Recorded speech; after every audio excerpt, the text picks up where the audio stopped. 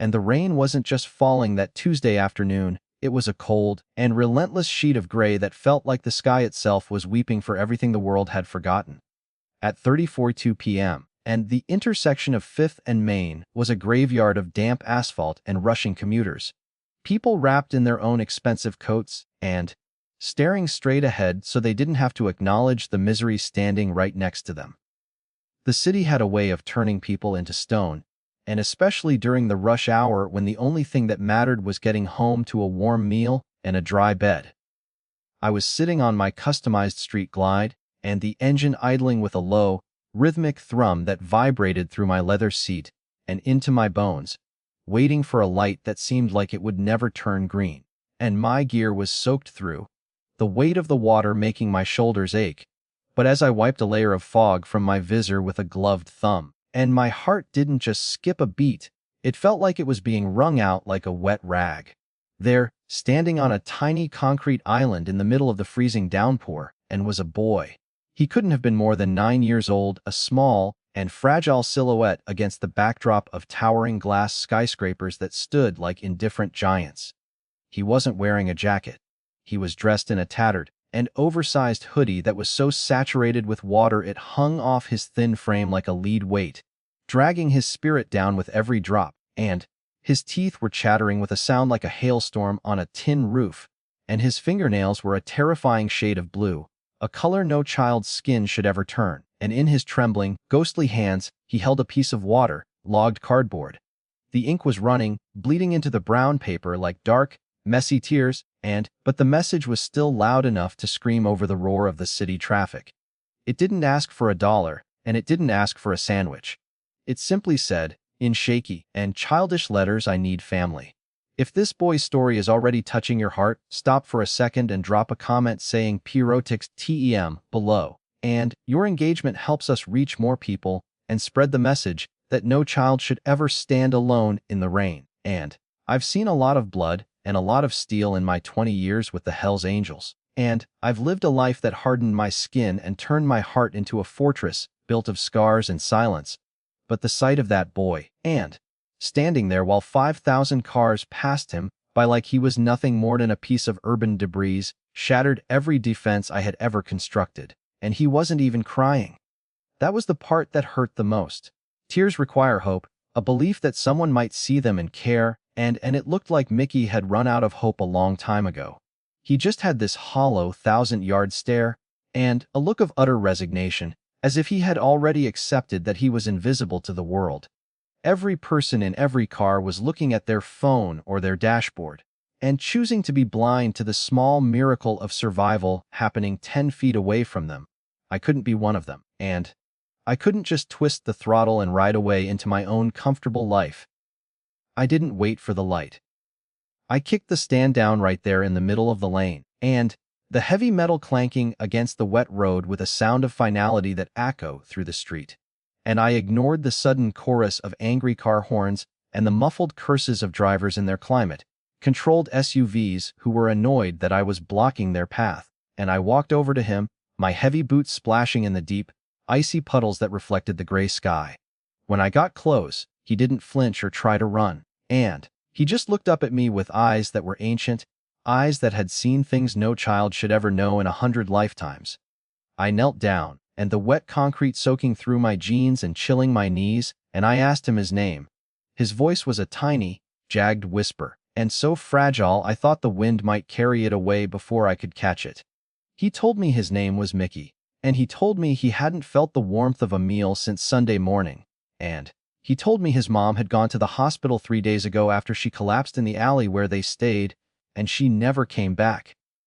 And then, with a hitch in his breath that nearly broke me, he said the bad men, the vultures who haunt the city's shadows, and had come last night and taken his blankets and the plastic tarp that was his only home.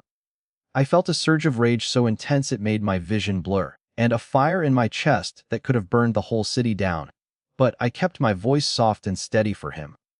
I took off my heavy leather cut, and the one with the death's head patch that makes most people tremble and look away, and I wrapped it around his shivering shoulders. It swallowed him whole, the heavy and oil-scented leather acting as a shield against the biting wind. He looked at the patch, his eyes widening slightly, and then he looked at me. "And, are you going to be my family?" he asked. I didn't answer him right away. "And, how do you tell a kid who has nothing that he's about to become the most protected soul in the entire city?" And, I just tightened the leather around his neck and tucked a stray lock of wet hair behind his ear. I didn't want to make a promise I couldn't keep, but in my heart, and the decision had already been made. I reached for the radio clipped to my shoulder, my fingers feeling thick and clumsy in my soaked gloves. I hit the emergency override and the channel we only use when a brother is down or the club is under siege. My voice didn't shake, but it carried a weight that every man on the other end of that frequency would recognize. "This is Jax," I rasped. "I'm at 5th and Main, and I've found a stray lamb in the rain, and he's freezing to death. He needs food, he needs warmth, and more than anything, he needs to see the faces of his new family. And I want every available brother to mount up. Bring the heavy gear. Bring the hot food. I want this intersection locked down. No one gets in, and no one gets out until this boy is safe. Move." The silence that followed on the radio lasted only a second, but it was the kind of silence that precedes a hurricane. And then, one by one, the acknowledgments started coming in, short, sharp bursts of static that sounded like the cocking of 72 different guns. And, Big Mac moving. Slim moving. Doc on the way. I looked at Mickey, who was watching me with wide, unblinking eyes. He didn't understand what those names meant, but he could feel the shift in the air. The rain was still coming down in freezing sheets, but for the first time, it didn't feel so lonely, and I sat down on the curb next to him, letting the dirty gutter water soak into my boots, and I pulled him close to my side. He was so small, so incredibly fragile, and I could feel his heart hammering against his ribs like a trapped bird. Before we continue with the moment the earth began to shake, smash that like button, hit subscribe, and comment your city name below so we know where our Motor Mafia family is watching from. Your support helps us tell these stories of justice, and I started talking to him then, just to keep his mind off the cold. I told him about the open road, about the way the sun looks when it rises over the desert, and about the brotherhood that stretched across every state line in the country. I told him that being a Hell's Angel wasn't just about the bikes or the patches, and it was about the man standing next to you. It was about knowing that no how dark the night got, you'd never have to face it alone. And Mickey listened like he was starving for the words as much as he was for food. He asked me if the bad men would come back. I looked at the dark alleys surrounding us and the places where the predators lived, and I felt a cold, hard smile touch my lips. "Mickey," I said, "by the time my brothers get here, and those men are going to wish they'd never been born." Then it started. It wasn't a sound at first, it was a feeling, and a low, frequency vibration that started in the soles of my feet and traveled up through my spine. The puddles in the street began to ripple in perfect, rhythmic circles, and the commuters in their cars began to look around, confused, sensing a change in the atmosphere. The hum grew into a drone, and then the drone grew into a roar, a deep and mechanical thunder that seemed to swallow the sound of the rain and the city. From the north, south, and west, the headlights appeared, and they looked like a line of searching eyes cutting through the gray mist. 72 Harleys, riding in a tight, thunderous formation, and their chrome reflecting the neon lights of the city like shards of a broken star. They didn't slow down for the traffic, and they moved through the cars like a hot knife through wax. They swarmed the intersection with a precision that would have made a drill sergeant jealous.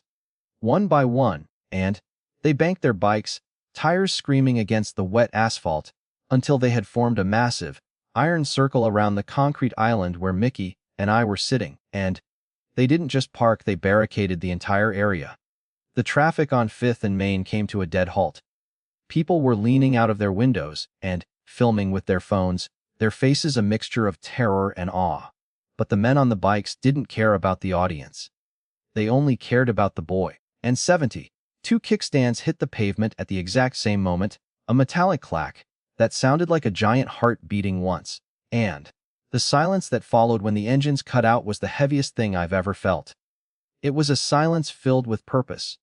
Big Mac stepped off his Road King, and his massive frame blotting out the streetlights as he walked toward us. He didn't look at the angry drivers or the flashing lights of the city. He looked straight at Mickey, and in his hand, he carried a heavy, insulated bag that was steaming in the cold air.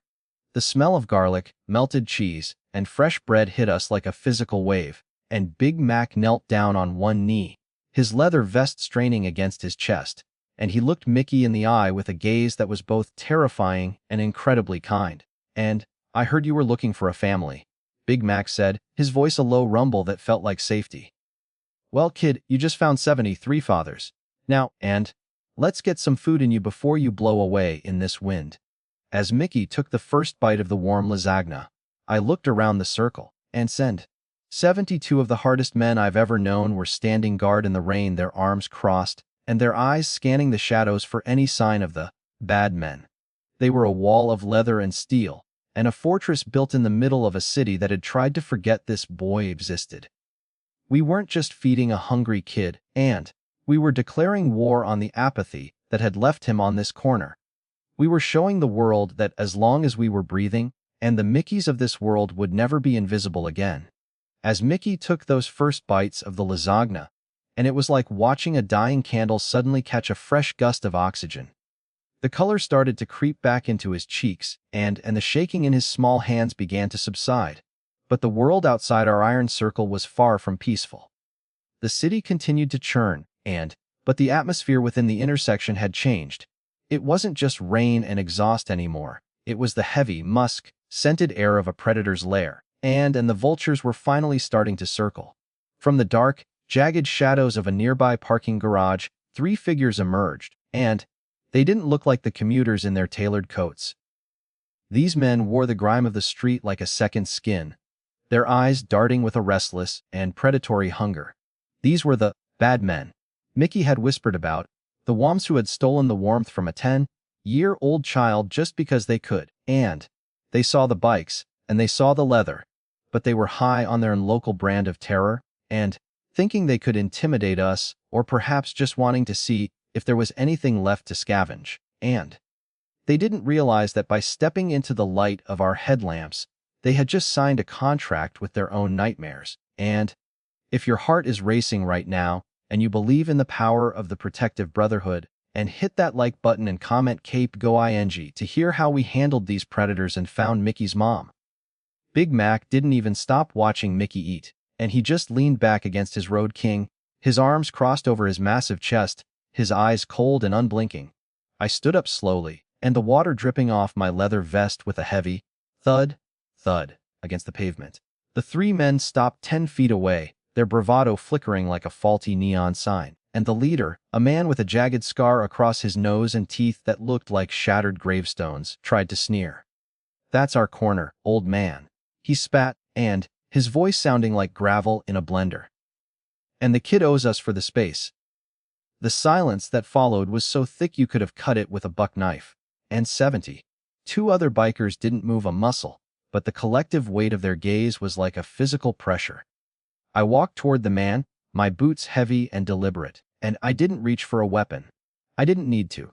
"The corner belongs to the city," I said, my voice low and vibrating with a rage I was barely holding in check. "But the boy belongs to us now. And as for what he owes you, I think you've already collected enough in blankets and blood." The man reached toward his waistband and a twitch of desperate arrogance, but he never finished the move. In a heartbeat, Slim and Tiny were behind him, and their shadows looming over him like the wings of a dark omen. They didn't touch him. They just stood there, and 2 pillars of ink and muscle that made the bad men look like children playing at being tough. I leaned in close to the leader's face, and close enough to smell the rot on his breath.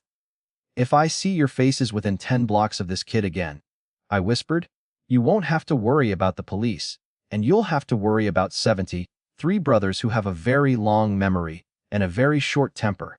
Do you understand?" They didn't wait for a second warning, and they turned and vanished into the rain, their footsteps splashing frantically as they retreated back into the darkness. But the victory felt hollow because Mickey was still looking at the road, his eyes searching every passing car for a face that wasn't there.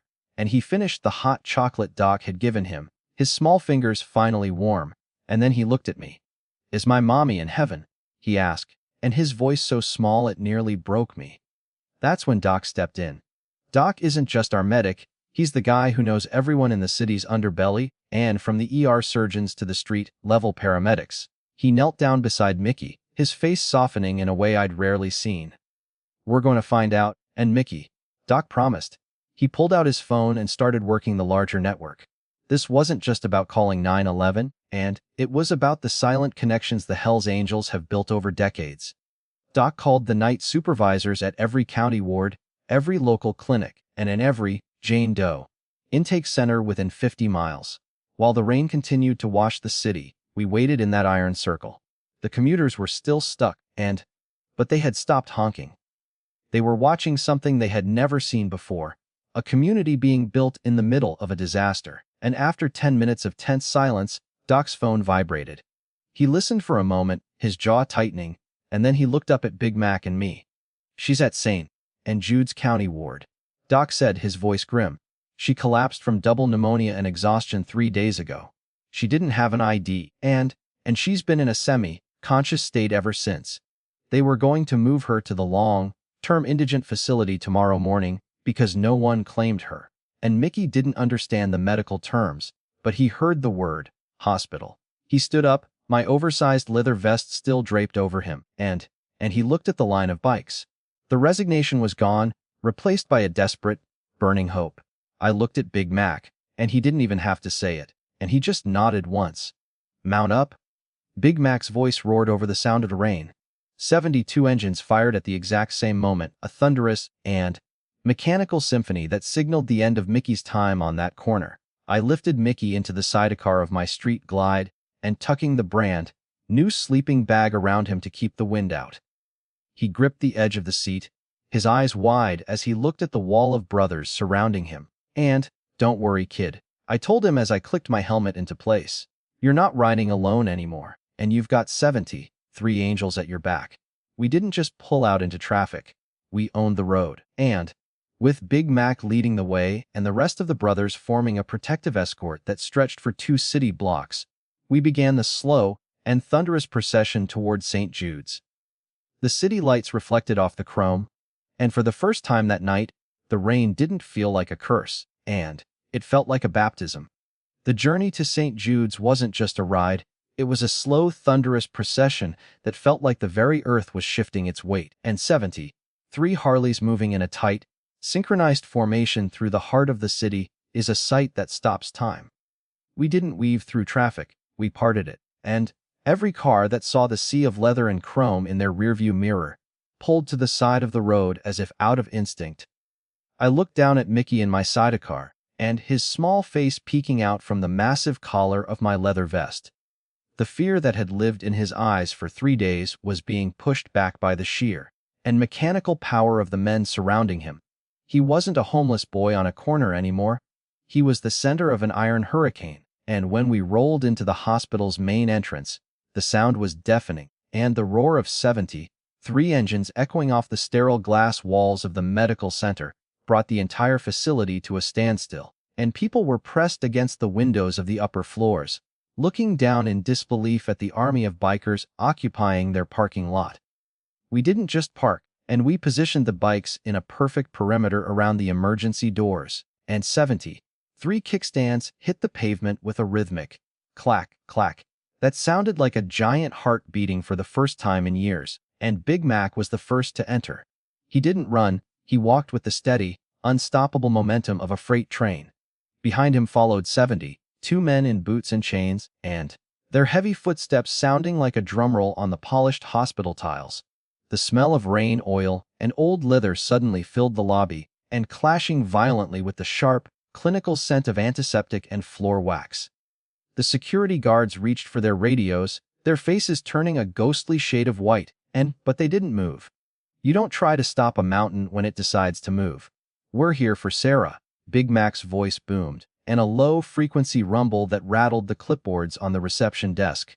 The head administrator, and a thin man in a gray suit who looked like he hadn't smiled since the 90s, stepped forward, his hands trembling. "I'm sorry," he stammered. "This is a restricted ward, and you can't just. All of you can't be in here. And we don't have a record of a Sarah." Big Mac leaned over the desk, his shadow completely swallowing the man. and you have a Jane Doe room 402. Collapsed 3 days ago, exhaustion and pneumonia. And she's got a son who hasn't seen her in 72 hours because your system decided she was invisible. The administrator looked at the wall of leather-clad men behind Mac, and then back at the boy standing by my side. He realized then that he wasn't dealing with a group of bikers, and he was dealing with a family that had no concept of the word no. If this story is hitting you hard and you want to see more acts of justice like this, and comment FEMALIS EVARA THING, and share this video with someone who needs to see that there is still good in the world. Your support is what keeps the Motor Mafia riding, and the silence in the lobby was thick enough to choke on until the administrator finally nodded, his bravado completely shattered. "Fourth floor," he whispered. "But please," and only the boy and one guardian. Big Mac looked back at the brothers. "The rest of you stay here. Lock down the lobby, and nobody bothers this family." 71 men crossed their arms and leaned against the walls, turning the hospital entrance into an impenetrable fortress. And I took Mickey's hand, his palm still cold but his grip firm, and we followed Doc and Big Mac to the elevators. The fourth floor was quiet and filled with the rhythmic beeping of monitors and the soft, hushed tones of nurses. But that quiet was shattered when Mickey saw the door to room 402. He didn't wait for us, and he broke into a run, the heavy leather vest I'd given him flapping against his knees. He burst through the door, his voice cracking with a raw and desperate emotion that I will never forget. "Mommy!" Sarah was lying in a narrow bed, her skin the color of ash, her breathing supported by an oxygen mask, and she looked fragile, like a piece of fine porcelain that had been dropped and glued back together. But the moment Mickey's voice hit the air, her eyes snapped open, and the monitors began to beep faster, reflecting the sudden surge of life in her chest. She reached out her thin, trembling arms, and Mickey threw himself into them, and, sobbing into her neck. I stood in the doorway with Big Mac and Doc, our own hearts feeling like they were being squeezed in a vice. We've seen the worst of humanity, but seeing that kind of love, the kind that survives 3 days of freezing rain, and a city that tried to kill it, was enough to make us feel human again. And Sarah looked up at us over Mickey's shoulder, her eyes wide with confusion at the sight of 3 massive, bearded men in Hell's Angels cuts standing guard in her room. And she didn't have the strength to speak, but she didn't have to. The gratitude in her gaze was louder than any engine we'd ever revved. Doc moved in then, and his professional instincts taking over. He checked her charts, his brow furrowed. He realized then that she wasn't just sick, and she was malnourished and broken by a system that had worked her to the bone, and then discarded her when she fell. He turned to us, his voice a low, dangerous whisper, and they were going to move her to the indigent ward in 2 hours. Basically a warehouse for people the world wants to forget. If we hadn't shown up, and Mickey would have never seen her again. Big Mac's jaw tightened, his knuckles turning white, and he walked over to the bed and placed a hand the size of a shovel on Mickey's head. "She's not going anywhere," Max said, his voice a promise to the universe, "and she's going to get the best care this city has to offer.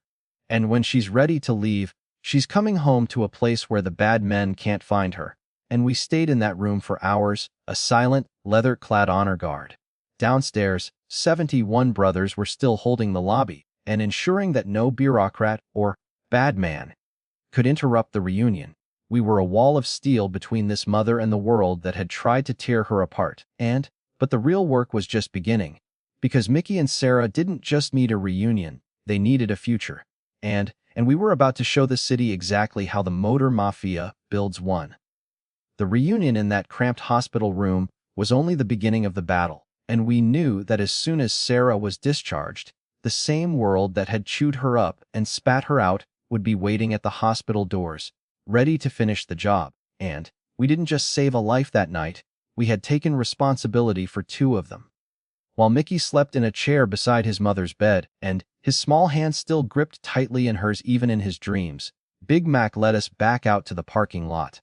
The rain had slowed to a miserable, freezing drizzle, but the fire in our hearts was burning hotter than ever. Big Mac didn't say a word. He just took off his heavy leather helmet, held it out like a bucket, and dropped a crisp $100 bill into it. One by one, 72 men followed suit. We didn't need a charity board or a government grant, and we didn't need a GoFundMe or a committee meeting. We just needed 70. Three brothers who understood that a child shouldn't have to beg for a family, and the sound of crumpled bills and the clinking of coins against the fiberglass of the helmet was the only sound in the parking lot for 5 minutes, and by the time that helmet made it back to Big Mac, it was overflowing. There was nearly $6,000 in cash, money that would have gone to chrome parts, gas, and/or beer, but was now the foundation of a new life for a boy who had nothing but a cardboard sign. But we knew money was only a temporary fix. They needed a fortress, and Big Mac made a few calls using the larger network, the deep, often unseen connections that the Hells Angels have with the working class of the city, and he called an old associate, a landlord who had been helped out of a tight spot by the club years ago. By sunrise, and we had the keys to a small but clean two-bedroom apartment 3 blocks from the clubhouse. It wasn't a palace, but it had a lock that worked, a roof that didn't leak, and most importantly, it was in a neighborhood where 73 bikers were always patrolling. We didn't stop there, and Slim and Tiny spent the next 48 hours hauling furniture, scrubbers, and paint. They turned that empty shell into a home, and they filled the fridge with enough food to last a month and bought a bed for Mickey that didn't smell like the damp asphalt of an alleyway, and we were building a wall around them, a wall made of leather, steel, and unyielding loyalty. When Sarah was finally released from the hospital a week later, and she didn't walk out into the cold alone. She walked out to a wall of 73 Harleys, their chrome gleaming in the rare winter sun, and we didn't just drive them to the apartment, we escorted them like royalty. And as Mickey walked into his new room and saw the little angel patch we had pinned to his new denim jacket, he didn't say a word, and he just sat on the edge of the bed and touched the soft sheets, a single tear finally escaping his eye. He wasn't invisible anymore. He was seen. He was heard, and he was loved. Sarah was given a job at the club's authorized machine shop, working the front desk. It gave her a steady paycheck, but more than that, and it gave her the protection of the club. No bad men would ever dare approach a woman who was guarded by the Hells Angels, and the predators who had stolen Mickey's blankets were never seen in that part of the city again, and they knew that the intersection of 5th and Main now belonged to a family they couldn't bully. The transformation was nothing short of a miracle. Over the next few months, and Sarah's health returned, the color back in her cheeks and the light back in her eyes. Mickey started school, and for the first time in his life, and he wasn't the homeless kid. He was the kid who got dropped off at the gates by a different biker every morning, and the kid who had 73 uncles showing up to his baseball games. We taught him that his sign was a prayer that had been answered by the roar of 73 engines, and we showed him that while the world can be a cold and indifferent place, there is always a brotherhood ready to stand in the gap, and every year on the anniversary of that Tuesday in the rain, we hold the family run. We ride through 5th and Main, 73 strong, and we end up at Sarah and Mickey's home for a celebration that the whole neighborhood joins. It's a reminder to the city that as long as we are breathing, and no child will ever have to stand on a corner and beg for a family. We are the watchers on the highway, the guardians of the forgotten, and the nightmare of those who would prey on the weak. This is our life, this is our code. And for Mickey, and we will always be the angels who heard his whisper over the noise of the city. The story of Mickey and the 73 angels is more than just a rescue, and it's a testament to what happens when we stop being bystanders and start being brothers. It's a reminder that justice isn't a concept found in books, but a choice we make every time we see someone hurting. As the sun sets on the city tonight, and the engines begin to roar for our nightly run, and I look at the 73 patch on my sleeve and I remember the weight of Mickey's hand in mine. I remember the cold rain and the warm lasagna, and I know that we did the right thing. We gave a boy his childhood back, and in return, he gave us back our souls. The road ahead is long, and there are more signs being held up on corners we haven't visited yet, but we're coming. We're always coming. And when the thunder rolls through the streets, and the world will know that the Motor Mafia is on the move, and no one is being left behind. If this story moved you, and you believe that every child deserves a protector, and hit subscribe, smash that like button, and share this video so more people can see what the brotherhood is truly about. Which part of Mickey's journey hit you the hardest, and the cold intersection or the hospital reunion? Comment below and let's talk about it. And would you like me to start the next story about a veteran in trouble or a girl who sent a letter to the clubhouse?